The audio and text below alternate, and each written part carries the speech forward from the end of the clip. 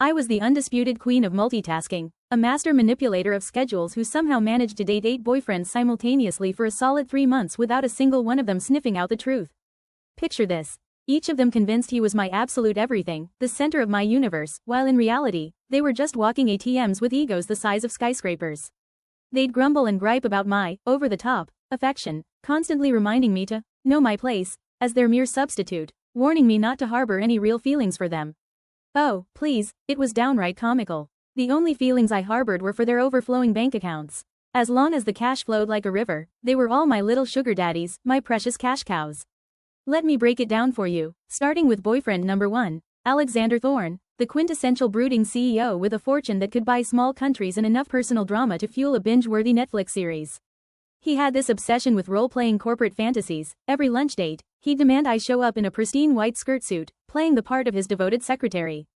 And get this, during his precious break time, I'd have to serenade him on the grand piano in his opulent office, like some kind of twisted executive lullaby session. The guy was all show, a total pretender with his power suits and commanding glares. But he was also blissfully naive and absurdly wealthy, a combination I couldn't resist. Our routine was clockwork. I'd arrive at his towering glass headquarters, dressed to his specifications, long black hair cascading down my back, subtle makeup enhancing my features, waiting patiently like a prop in his play. He'd burst in from a board meeting, brows furrowed in that signature scowl, and immediately hit me with his disdainful critique of me, the stand-in. You're just aping her, Emma. No matter how perfectly you mimic, you'll never hold a candle to even one hair on her head. I'd offer a demure smile, all politeness. Whatever makes you happy, Alexander. But inwardly, what a royal pain. This was exactly what he'd ordered. He'd ice over even more, his voice dropping to Arctic levels. I've warned you before, don't let yourself fall for me. My heart is hers alone, for eternity. Fine, whatever, keep worshipping your untouchable moonlight goddess. I'd discreetly pinch my arm to summon some fake tears, glide over to the piano with reddened eyes, and launch into a passionate tango piece. Midway through, he'd erupt in frustration, slamming his hand down and storming out with a look of profound disappointment, utterly unlistenable. Proves it, fakes will always be fakes, no matter the resemblance. In the midst of our date, he'd turn on his heel and vanish into the ether. But simultaneously, my phone would ping with a notification, $200,000 wired straight into my account. I'd dab at my tears, gazing after his retreating figure, and deliver the line that always hooked him, Alexander Thorne, I don't want your filthy money.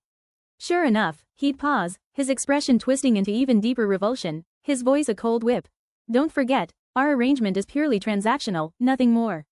And then, in a fit of what I can only describe as glorious rage, he'd fire off another transfer, 500,000 more.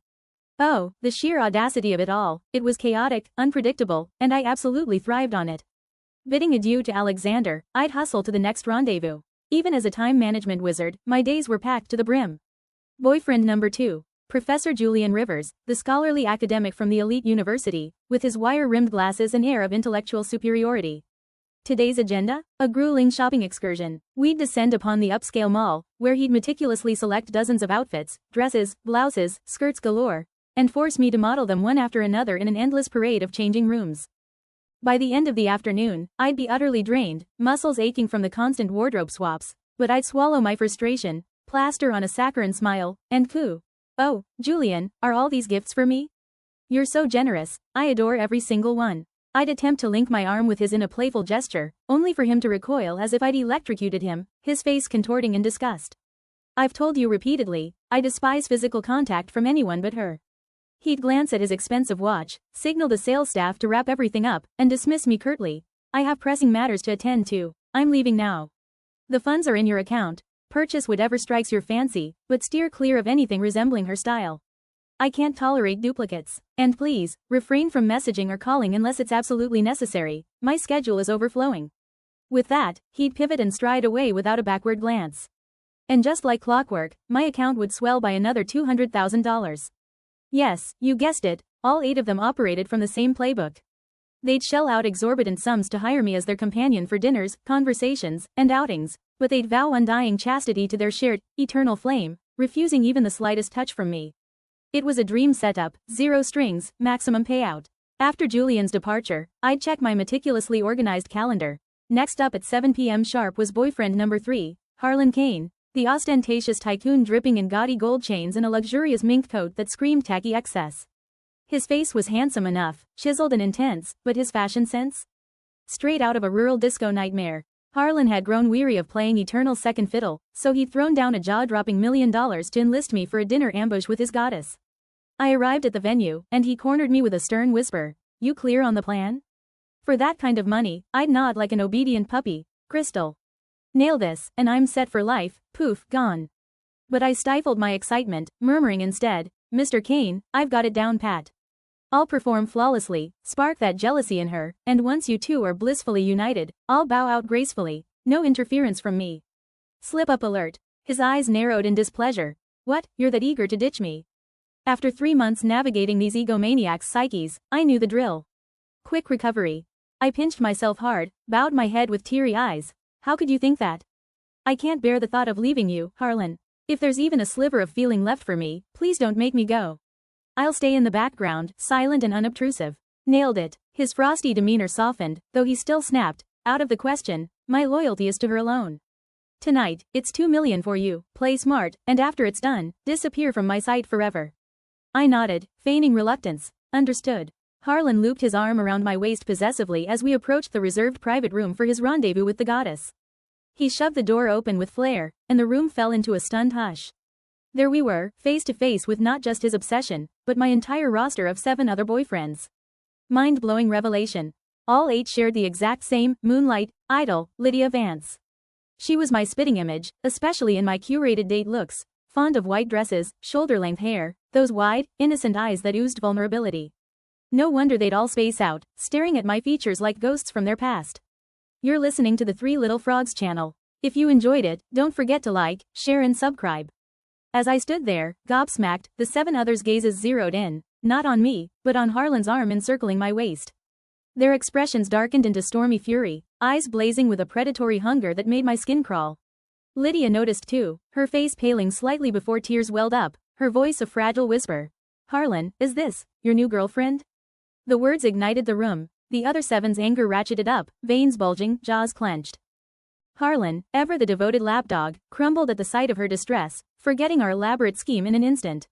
He shoved me away with brute force, disavowing any connection. Who? Never seen her before in my life. I sprawled across the floor in a heap, and no one batted an eye. Lydia, recovering with a soft laugh, cozied up to 2 of them, tilting her head innocently. Come on, guys, no more jealousy over little old me. We agreed from the start, I won't date anyone, so the 9 of us can stay together forever, the best of friends for life. I hauled myself up, dusting off my dress, and watched as they traded glares among themselves before melting into adoring smiles for her. It was bizarrely harmonious, like a twisted family portrait. Me? I stood there, jaw on the floor. This actually flies? Lydia Vance, for the record, was no struggling soul. She was the spoiled heiress of the Vance conglomerate, a true blue princess raised in lap of luxury opulence since birth, despite being the same age as me. That fateful evening, Harlan compensated me handsomely for the tumble. $5 million wired over, labeled as bruise money. His message. Join us for dinner this weekend with Lydia. You botched it. Why didn't you grab onto me when I pushed? Step up your game next time, got it? I pocketed the cash, said nothing, and promptly blocked him. And for good measure, I blocked the other 7 too. Apologies not accepted. My nest egg was feathered, service terminated. 3 days later, chaos descended on my shabby apartment block. 8 gleaming luxury vehicles lined up like a billionaire's parade. I was at the local market, haggling over a fresh chicken, when my landlady, Mrs. Lee, came panting up to me, face flushed with alarm. Emma, disaster. 8 men outside, all claiming to be your boyfriends. They're brawling like animals, blood spilling everywhere. Hurry. Chicken in hand, I rushed back and there they were. My exes, disheveled and bruised, still trading punches like street fighters. What in the world? They should have been orbiting their queen, not slumming it here. Cursed luck. I tried to slink past, face covered, but Alexander's sharp eyes caught me. Emma Hayes, care to explain these 7 intruders? His words halted the melee, fists dropped as they all turned, fury radiating like heat waves. They even froze mid-grapple, one clutching another's tie, another yanking a sleeve. Chicken dangling from my grip, I shifted awkwardly, then channeled my inner actress, pinched myself, eyes watering as I pleaded weakly. Please, stop fighting over me. Perfect. I'd nailed Lydia's essence. But no dice. Their glares intensified, betrayal morphing into something feral, worse than the dinner debacle. Harlan's gold chain dangled broken as he released Julian with a shove. Emma, you dared deceive me? Julian straightened his tie, composure cracking, impressive stealth, snagging 7 more behind our backs. Marcus, number 4, wiped blood from his lip, grinding his teeth. In all my life, I've never been duped like this. Professing undying love to my face while playing octopus with 8 arms? You took me for a chump? Victor, number 5, the most battered, sporting twin black eyes, roared like a madman. Emma Hayes, spill it. Among the 8 of us, who do you truly love? This made no sense, they'd been all buddy-buddy with Lydia. Mimicking her tearful charm, I dove deeper into the performance. You're all my dearest companions, the closest bonds I have. From now on, no more talk of, who's the favorite, you're all equal in my heart. Even if I bear a child, you'd each be its godfather, channeling your rivalries into quiet devotion, showering us with care. Imagine our little one, pampered by 8 doting fathers, the happiest kid alive. Wouldn't that be idyllic? I finished with tear-streaked cheeks, gazing at them imploringly, and they all froze, expressions blank with shock. Jackpot, or so I thought. Julian's face twisted in revulsion. Dreaming of turning us into your spares? You're not worthy. Alexander's tone was frigid. Subbed in too long, now fancying yourself the main event? Drop the act. But cracks appeared. Harlan jutted his chin defiantly. You pleaded to stay by my side forever. All right. Sever ties with them, and I'll overlook this mess. The group turned on him like wolves, tension crackling. Victor, with his unhinged logic, latched onto the wildest part. You're pregnant? Whose spawn is it? His eyes bulged red as he scanned the room, paranoia peaking.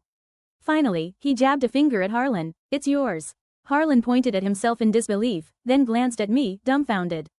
The next instant, the room exploded, growls and glares fixed on Harlan as fists flew anew. Victor led the charge, landing a solid punch. Harlan yelped, "You're insane." Alexander followed suit. Poor Harlan got dog-piled. Seizing the distraction, I bolted. In the days following, they hounded me with calls, voices laced with fury. Whose child is it, really? Speechless at their delusion. There is no child, you lunatics. My lazy retort to all, your dad's. Then, clean break, new phone sim. Out and about one day, I crossed paths with Lydia. She shed her sweet facade instantly, sneering with open contempt, you again. I batted my lashes, in the flesh. Unimpressed, she frowned, why slink back? Playing the fool for scraps of attention? Ha, even if you mimic me to a T, you're just a cheap imitation. Their gaze on you? It's all because of me. Think your little schemes will snatch my men? In your dreams, they're mine eternally. Spot on, sister. I nodded vigorously. Absolutely. Those 8 nut jobs? All yours. They're a handful only you can handle. Earnestly, I begged. Please, rein them in. Keep them from harassing me. She took it as provocation, rolling her eyes with a mocking laugh. Delusional much? They only have eyes for me, why would they seek you out? Stop fabricating tales. As if on cue, Harlan materialized, haggard, eyes bloodshot from sleepless nights, face still swollen like a punching bag, arm bandaged. He looked ridiculous, a far cry from his flashy self. Spotting me, he charged forward, ignoring Lydia entirely, and seized my wrist with desperate force. Tears brimmed in his reddened eyes, his face a mask of torment and rage. Do you even have a heart? 8 of us weren't sufficient, you went after my father? When did this start? I stared in silence, pondering the collective madness of Lydia's devotees. Who buys a throwaway line like that? Harlan, undeterred, stared me down before caving. Fine, bear my child, I'll provide. Just behave from now on, and I'll let it slide. Baffled but amused. Has your dad signed off on this? Lydia, forgotten beside us, shifted expressions, then offered a knowing smile. Harlan, it's me, you must be mistaken. He blinked. Lydia, what are you doing here? Brutal, her smile shattered, confirming he hadn't dared. Lydia's presence spared me further hassle that day. Tranquility reigned for 2 blissful days. I figured my chat with her had worked, that she'd leashed her hounds. Wrong. Day 3. The 8 stormed my doorstep again, seething. Alexander's voice was ice. What poison did you whisper to Lydia? She sobbed through the night. Julian, stone-faced. I'm warning you, don't deploy your cunning ploys on her. She's worlds apart from a money-grubbing schemer like you, raised in poverty's grit. Lydia's been cocooned in luxury since birth, pure and kind-hearted. As kids, she risked everything to save us, we each owe her our lives. She's my utmost priority, no one harms her on my watch. Harlan gnashed his teeth. I was even considering keeping you around post-marriage, thinking single parenting's tough. But your malice knows no bounds. Touch Lydia, and you'll regret drawing breath. Marcus sneered. Don't think our attention gives you license to bully her. I dug deep. No pregnancy, all smoke and mirrors. Victor ranted. Not only multi-timing us, but venomous too, nothing like Lydia's innocence. Who do you think you are, strutting before her? Just because she's gentle doesn't make her a fool. I exhaled wearily. Message received. You adore Lydia above all. I'm beneath contempt. But truly, I want no part in your tangled romance. You nine are a match made in heaven, perfect for eternal companionship. Pausing, I suggested earnestly. How about this? Cease pursuing me, and Lydia's heart stays intact. Somehow, they twisted it into petulance, assuming I was sulking in envy. Harlan scoffed outright. Jealous of Lydia, are we? Despite my repeated cautions, you still covet me. Though you're insignificant next to her, for this devotion, apologize to her, swear eternal absence, and I'll permit you as my nameless side piece.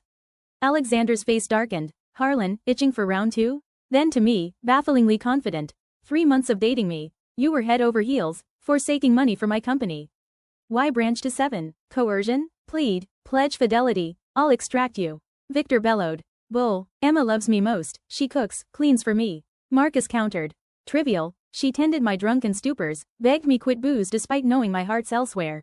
Ethan chimed. Amateur hour. She knows my love's for another, yet volunteers as substitute, mirroring her habits to please me, remembering our first meet, my birthday, every quirk. If that's not love, what is? Swiftly, they devolved into squabbling over who held my true affection, recounting my devoted acts. Men's competitive streaks, inexplicable. Despite professing Lydia's supremacy, they'd nearly brawl over my alleged favoritism. I endured 2 minutes before snapping. No illicit thoughts here, strictly business. I catered to you for pay, nothing more. You were employers, I was the pro. No emotions in the code, can't fall for clients. Rest easy, I'll steer clear. May you nine enjoy everlasting harmony, silver-haired bliss, and a house full of heirs. You're listening to the Three Little Frogs channel. If you enjoyed it, don't forget to like, share and subscribe. My words landed like a bomb, the arguing ceased, faces paling in disbelief. So all your love was an act? Devastated. Me, horrified. You haven't fallen for me, have you? Mercy. No, Lydia's your match. They chorused coldly. Fall for you? Unworthy. Lydia alone, forever. Standard warnings ensued, avoid them and her, before they filed out. Exhale of relief. I patted my chest. Dodged that bullet, scared me half to death. Their absence brought joy. I visited my old orphanage. Dean Harper clasped my hand, tears flowing. Child, stop funneling money here, keep some for yourself. The little ones swarmed. Sister Emma. I ruffled heads.